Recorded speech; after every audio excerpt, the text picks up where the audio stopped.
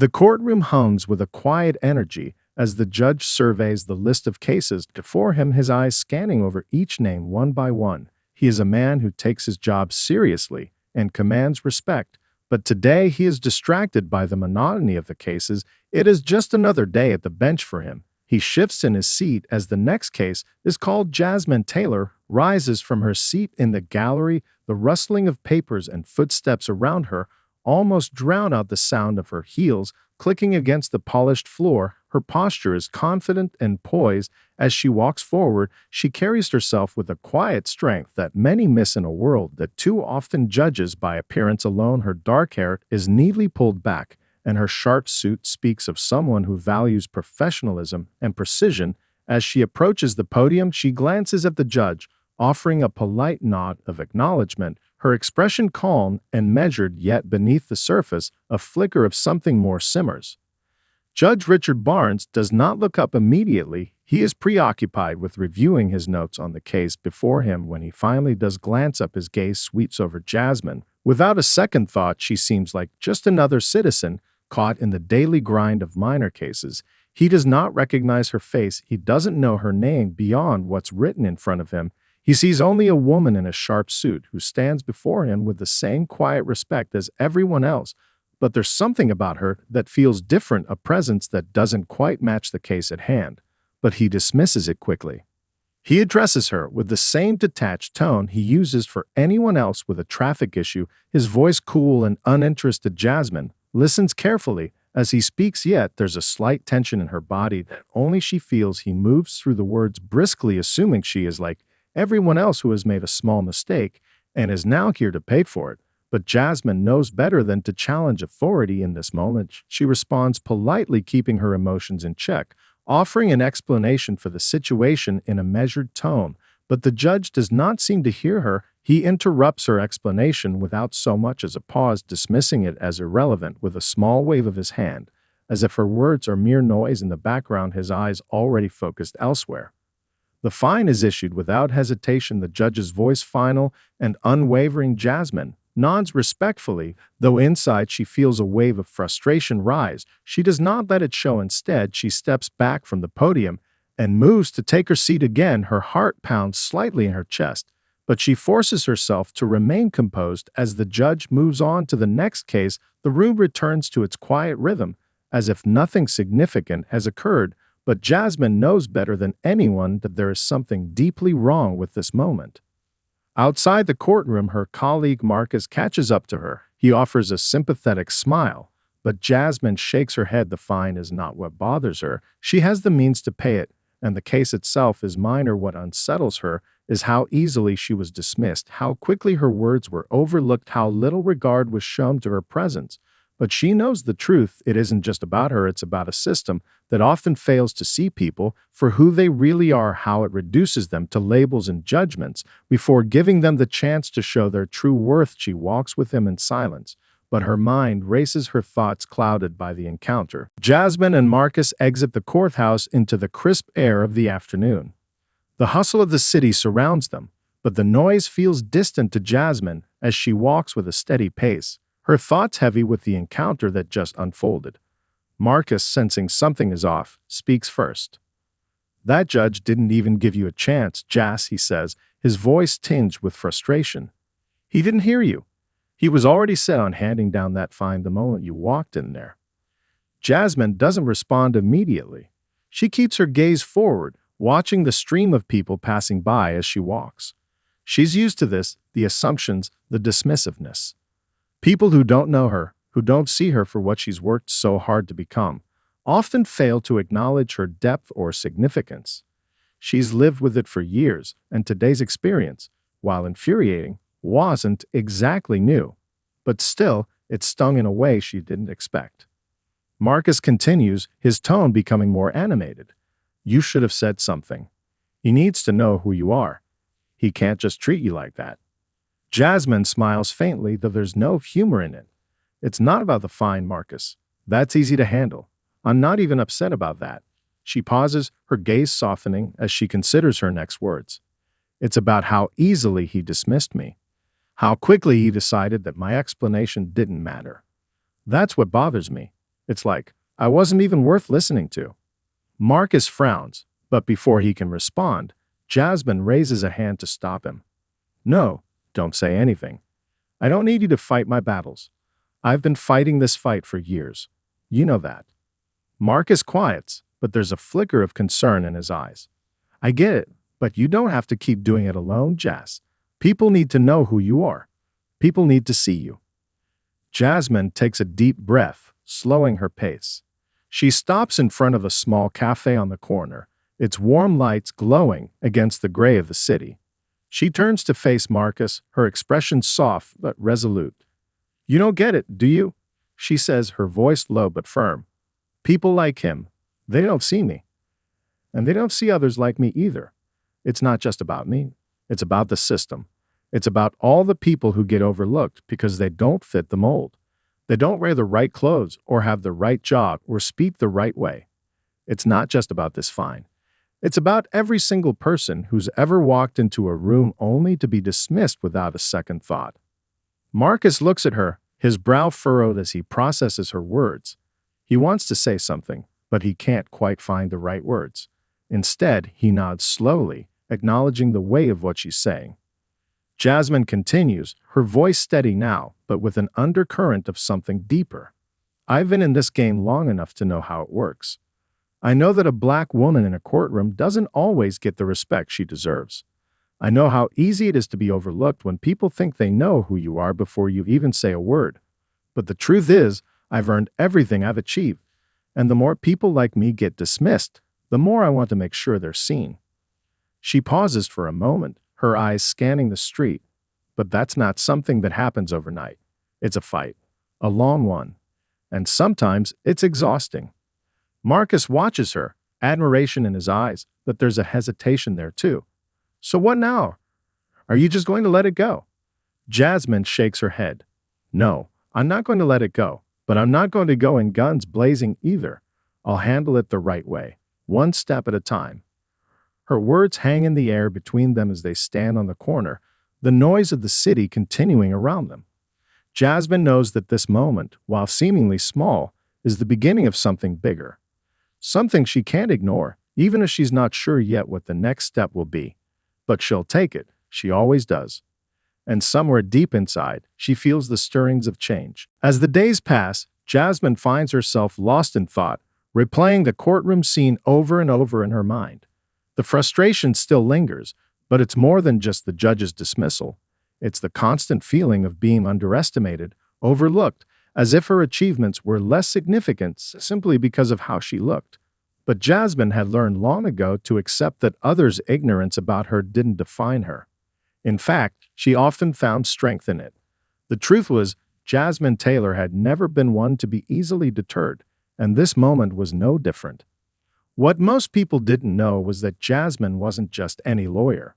She was the president of the Bar Association, a powerful leader in the legal world. She had climbed the ranks through hard work and undeniable skill, gaining the respect of her colleagues not because she asked for it, but because she earned it.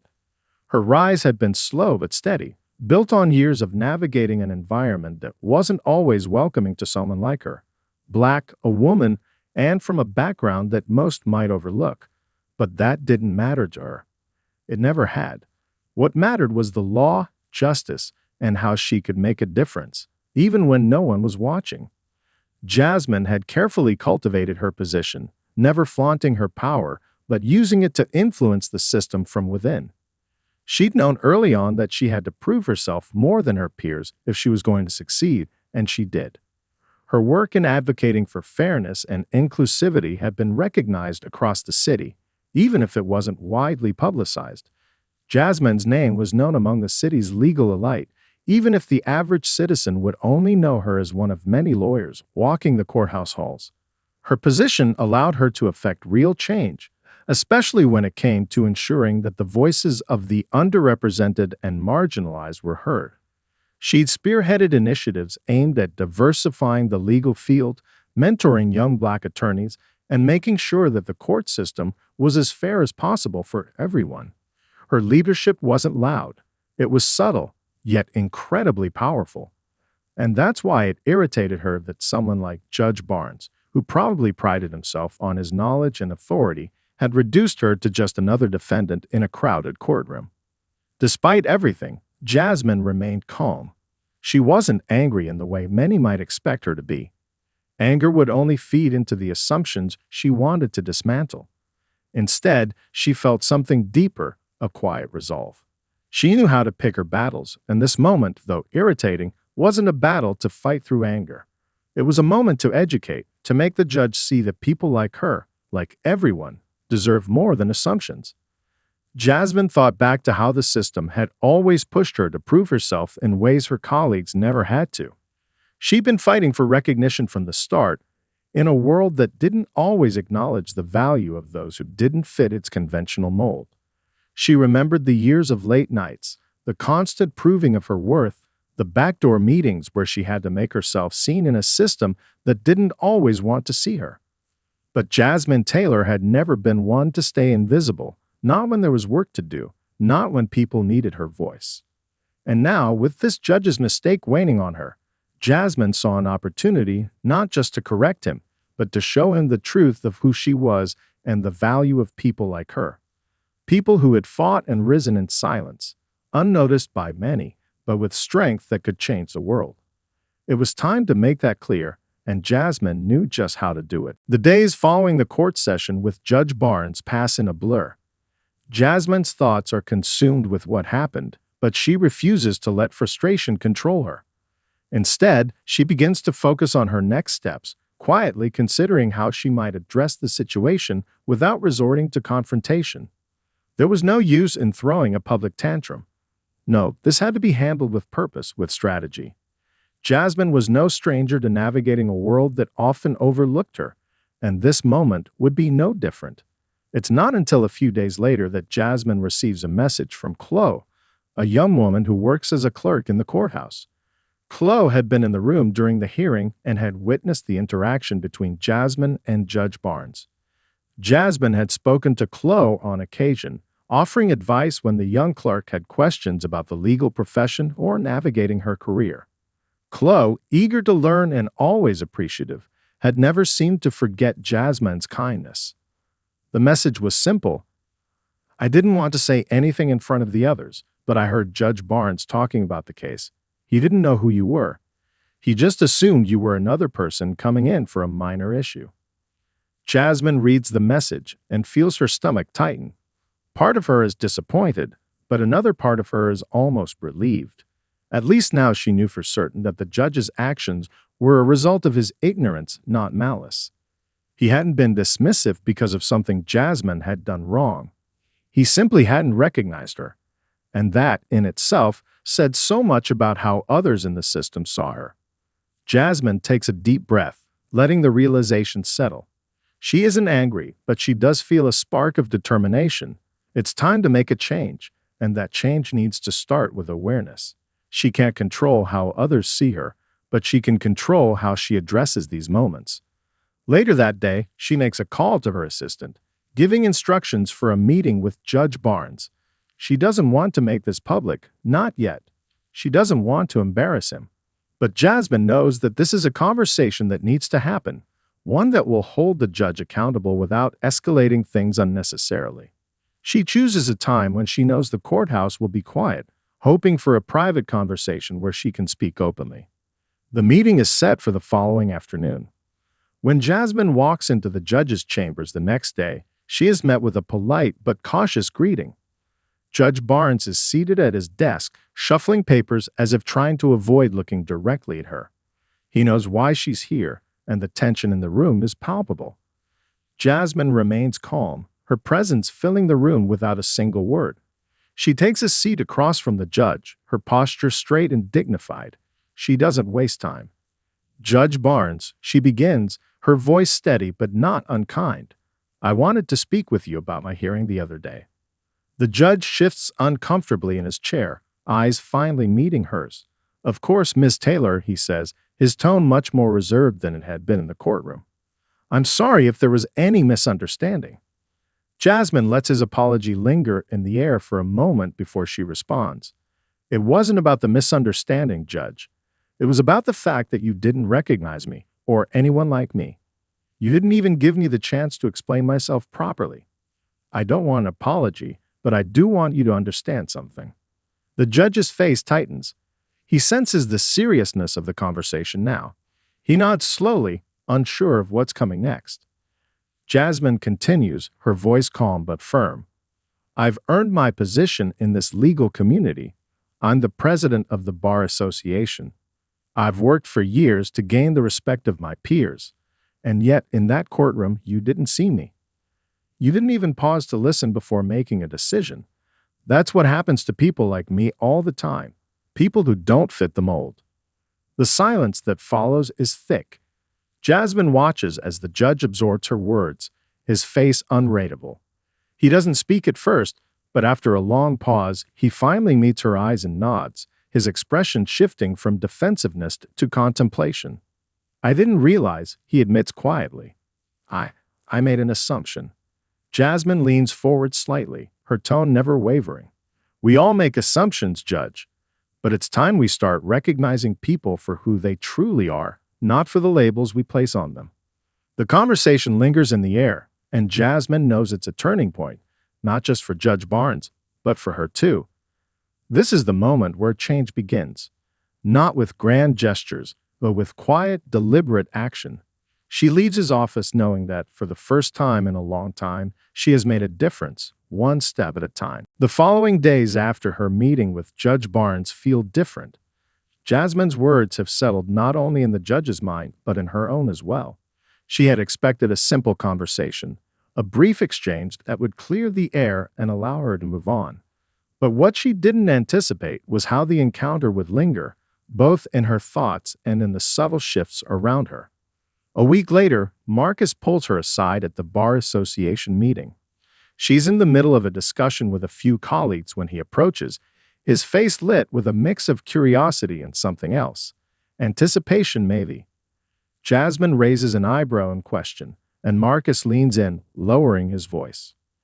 "You won't believe this," he begins, eyes gleaming. "I heard through the grapevine that Judge Barnes made a public statement after your meeting. Word is, he addressed the court about diversity and fairness. He mentioned a specific case where he made an assumption and acknowledged the mistake." Jasmine's pulse quickens, but she remains composed. She nods slowly, trying not to let her surprise show. She hadn't expected such an immediate change, especially from someone like Judge Barnes, whose demeanor had always been so entrenched in tradition. Yet here was a shift, a small but significant crack in the armor. "Really?" she asks, keeping her voice casual, though her mind races. "What did he say?" Marcus grins. "He didn't name you, but he made it clear that he learned a lesson about being more mindful of who's in front of him. He said something like, 'It's important to never judge someone based on assumptions. Everyone deserves to be seen for who they truly are, not just for what they seem to be.'" Jasmine feels a mix of emotions flood her.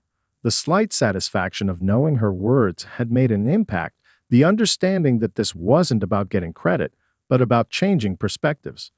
And then, beneath it all, a quiet realization settles. This isn't just about her either. It's about the ripple effect that can follow when one person takes a stand, even in a small way. Over the next few weeks, Jasmine watches for signs that the change might continue. She doesn't expect miracles, but she starts to notice subtle shifts in the courthouse. A few of her colleagues in the legal community, who had always been aware of her accomplishments but had never fully acknowledged them, begin to approach her with more respect. There are fewer patronizing comments, less dismissiveness in their tone. When she speaks at meetings or in public forums, people listen more intently, as though they finally come to understand her worth. But it's not just her colleagues that she notices.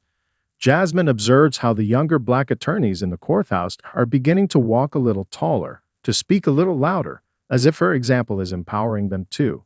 The quiet, subtle mentorship she had long provided is now felt more broadly, a shift she had been hoping for but had never quite anticipated would happen so soon. It's late one evening when Jasmine finds herself in her office, sorting through some papers. Her phone buzzes, and she picks it up to see an email from the Bar Association. It's an invitation to speak at a major conference, one that will bring together top attorneys and judges from across the state. Jasmine's heart skips a beat as she reads the details. This isn't just any conference. It's a chance to highlight the issues of representation and fairness that she's worked so hard to address. It's a platform to take her message further to a larger audience. As she contemplates the opportunity, a smile creeps onto her face. The journey ahead isn't going to be easy. It never was. But Jasmine knows this is just the beginning. She's always believed in fighting the battles that matter, in pushing for change when others wouldn't.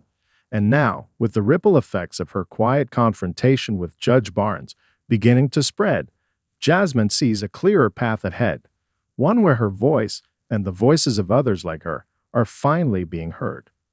In the end, it wasn't about the fine, the judge, or even her position in the Bar Association.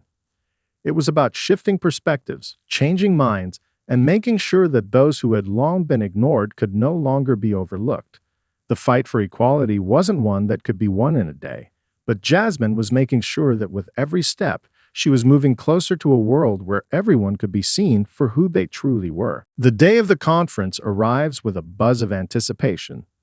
Jasmine stands before a full room of judges, lawyers, and aspiring legal professionals, feeling a mix of excitement and responsibility.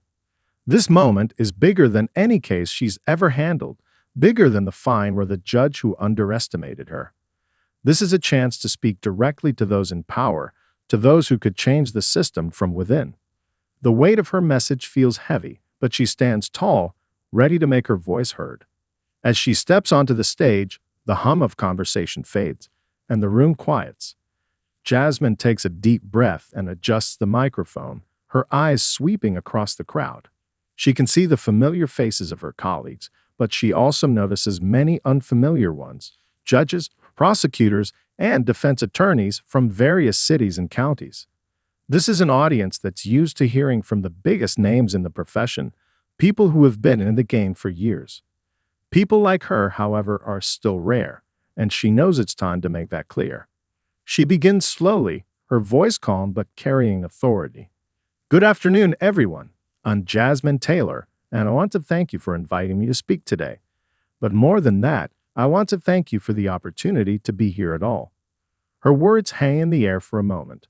The audience is quiet, waiting for her next words. Jasmine smiles, knowing this is her moment to set the tone. I've been practicing law for over 15 years, and in that time, I've learned a lot about the legal system, she continues. I've learned about its strengths, its power, and its ability to bring justice. But I've also learned about its flaws. And what I've come to realize is that for all its merits, the system is not as just as we like to think. It is shaped by assumptions, biases, and a history that continues to shape how we see the people who walk into our courtrooms. She pauses, letting her words sink in. The room is still, the weight of her statement clear. Jasmine has their attention now, but she knows the real challenge lies in what comes next. I stand before you as the president of the Bar Association, not because it was easy, but because I earned my place. But the truth is I had to fight for that spot. I had to prove myself in ways that my colleagues, who were often given the benefit of the doubt, never had to. I had to show up every day with more preparation, more work, more evidence that I belonged. And even then, I was often overlooked, dismissed, or reduced to my race or my gender before I was given the chance to prove myself. A murmur ripples through the crowd. Jasmine doesn't flinch. She's not here to make friends. She's here to challenge them. This is a story that many of us know, whether we want to admit it or not, she continues. The system we're a part of does not always see people for who they truly are. It sees labels: black, woman, young, old, rich, poor. And those labels often tell the story before the person even has a chance to speak. That's what I experienced in Judge Barnes' courtroom. I wasn't seen for who I am or what I've accomplished. I was simply another name on a list. But I'm here to tell you that we can do better. We must do better. Jasmine's voice grows more passionate now, the fire in her words impossible to ignore. We need to be a profession that is willing to challenge its own biases, that is willing to see every person for who they truly are, not who we assume them to be. We must ensure that the scales of justice are not tipped by our own unconscious prejudices. If we are to truly uphold the law, we must first be honest with ourselves about the way we see the world and the people in it. The room is silent for a long moment, but Jasmine can feel the impact of her words. She's made her point. She's put the challenge to them, and now it's up to them to decide how they'll respond. I don't have all the answers, she concludes, her tone softening. But I know this. If we are to create a more just system, we must first change how we see each other. Only then can we truly begin to rebuild a system that reflects the values of equality and fairness we claim to uphold. As she finishes, Jasmine takes a step back from the podium. The applause starts slowly but quickly builds as the room acknowledges her message. It's not just polite applause. It's genuine, a recognition of the depth of her words. Jasmine stands there, taking in the moment. This was more than just speaking at a conference. This was the beginning of a conversation, one that she intended to keep going for as long as she could. She wasn't done yet, not by a long shot. But today, in this room, she had made her mark. And that was just the start. The days following her speech at the conference are a whirlwind. Jasmine finds herself receiving calls and emails from all directions, fellow attorneys, journalists, even judges who had been in the room, all reaching out to express their admiration for her words. The recognition feels both surreal and empowering. She had long been a quiet leader in the legal community, but now, after her powerful message, it seemed as though her voice was being heard in ways it never had before. One evening, while wrapping up work in her office, Jasmine receives a call from her assistant, Tara. "You've got a meeting scheduled tomorrow morning with someone from the Judicial Oversight Board," Tara says, her voice tinged with excitement. "They want to discuss your speech."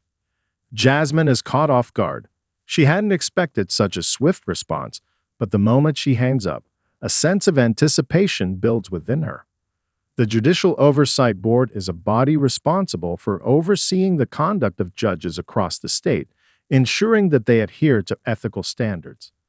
That they would want to meet with her is both unexpected and significant. The next morning, Jasmine walks into the Oversight Board's office with a quiet confidence. As she enters the large conference room, she is greeted by several members, including a few prominent judges and legal professionals she recognizes from the conference. Among them is Judge Barnes, whose presence immediately catches her attention. The tension she had once felt when she confronted him in his chambers now feels like a distant memory. Today, they are on equal ground. Miss Taylor, begins one of the senior board members, Judge Martin, with a warm smile. "We wanted to follow up on your speech and discuss the important points you raised regarding bias, fairness, and diversity within the judiciary." Jasmine nods, maintaining a composed posture. "Thank you for reaching out. I'm glad to have the opportunity to continue the conversation." Judge Martin gestures for her to take a seat. "Your words resonated with many of us, and we believe that a broader conversation needs to take place. One of the key issues you addressed was how our assumptions shape the way we interact with the people who come before us. We've recognized that this issue isn't isolated, it's systemic."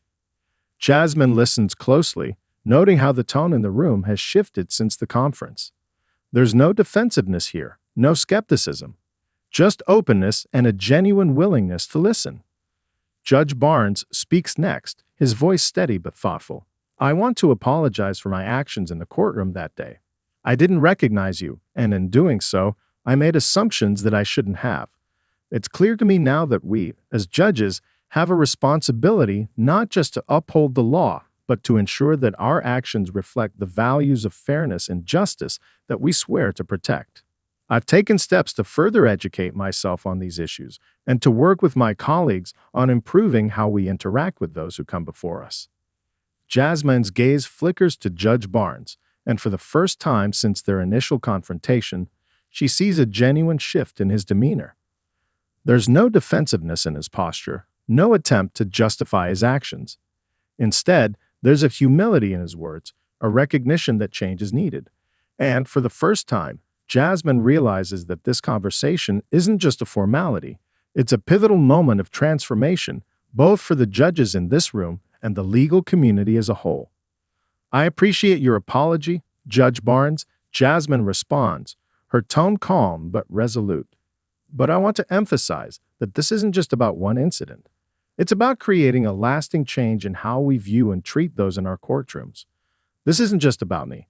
It's about everyone who's ever been overlooked because of their appearance, their background, or their identity. We have to do more than just recognize the problem. We have to actively address it. The room falls silent for a moment as her words sink in. Jasmine knows the road ahead won't be easy. There are many more challenges to face, and the work won't be done overnight. But in this moment, surrounded by those who are now willing to take accountability, Jasmine feels a surge of hope. Change, she realizes, is possible, but it requires courage, honesty, and the willingness to confront difficult truths. After the meeting, as Jasmine walks out of the building, the weight of the conversation hangs in the air. She knows this is just the beginning. There is still much work to be done, but as she steps into the sunlight, she feels a renewed sense of purpose. The road ahead is long, but she's not alone on it anymore. She's part of something larger now, a movement toward a more just and fair legal system for everyone. And Jasmine Taylor, with her quiet strength and relentless determination, is ready to lead the way. As the weeks pass, Jasmine continues her work with the Judicial Oversight Board, collaborating with other legal professionals to build awareness and implement reforms aimed at eradicating biases in the courtroom. The journey isn't easy, but it is undeniably powerful. Each meeting, each conversation is another step toward creating a more just system. Jasmine knows that systemic change takes time, but she's seen firsthand how powerful one voice can be when it's used with purpose. One afternoon, as she's reviewing case files in her office, her phone buzzes. It's a message from Marcus. "You're invited to speak at the State Judicial Conference next month. They want you to headline the session on diversity in law." Jasmine's heart skips a beat. She's been working toward this moment for years, but now that it's here, she feels a mix of excitement and a quiet sense of responsibility. This isn't just another opportunity for recognition, it's another chance to drive the change she's fought for.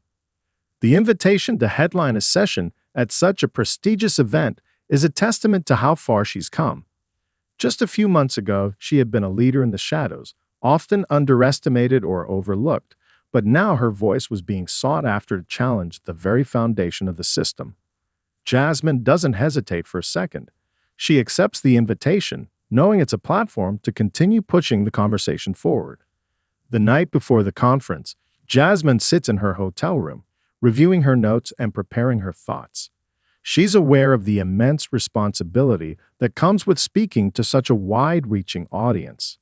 These judges, lawyers, and policymakers have the power to influence how the law is practiced across the state. She knows that the stakes are higher than ever, and this is her chance to reach an even larger network of people who have the power to shape the future. When Jasmine steps onto the stage the next day, the auditorium is filled with a sea of professionals. The energy in the room is palpable, and she can feel the weight of the moment. She walks to the podium and takes a deep breath, adjusting the microphone. For a brief second, she allows herself to look around the room. There are many familiar faces, colleagues, mentors, and even some judges who have attended her previous talks. But now, it's different. This time, they aren't just listening. They're waiting to hear what she has to say. She begins with a story, one that everyone in the room can relate to in some form. The story of how the legal system, despite its noble intentions, often fails to see the people it is meant to serve. She speaks of her own experiences, of the courtroom with Judge Barnes, and how it became a symbol of something much larger than a single mistake. Bias, she says, her voice strong and clear, is not always intentional, but that doesn't make it any less damaging. The assumptions we carry with us shape our decisions, whether we realize it or not. The people who walk through our doors, who stand before us in those moments of judgment, deserve to be seen, not as stereotypes or labels, but as human beings with their own stories. The audience is silent as she speaks. Her words are more than just a call for fairness. They're a call for reflection. Jasmine talks about the need for a fundamental shift in how the legal community views and interacts with people from diverse backgrounds. She emphasizes the importance of creating systems that are built on fairness, understanding, and the acknowledgement of the biases that exist within each of us. By the end of her speech, the room erupts in applause. It's not just a polite gesture, it's a recognition of the depth and importance of her message. Jasmine feels a rush of gratitude, but she doesn't let the applause distract her. She knows that this moment isn't about her. It's about the larger change that's taking place, the shift in the legal profession that is already beginning to take root. As the conference wraps up, Jasmine takes a moment to reflect on how far she's come. From the courtroom with Judge Barnes, where she was dismissed, to this stage where she's now a voice for systemic change. The journey has been long, but it's been worth every step. Jasmine Taylor's work is far from over. She knows that change takes time, and there will be many challenges along the way. But as she steps off the stage, with the energy of the audience still buzzing in her ears, she is filled with a quiet but powerful certainty. This is just the beginning. The work continues, and Jasmine Taylor is leading the way.